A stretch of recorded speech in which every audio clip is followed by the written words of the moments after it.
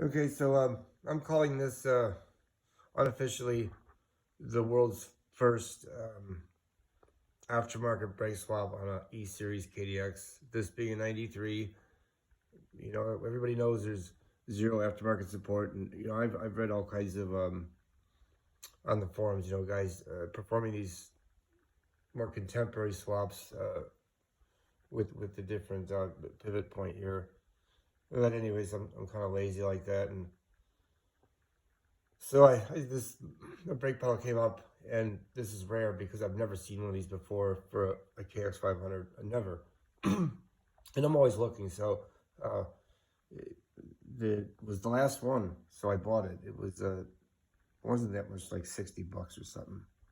Anyways, I mean, it just bolted right on. Seems fine. Clearance is pretty good there. So, anyways, I'm calling this the world's first.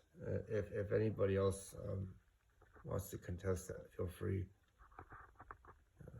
Anyways, thank you for your time.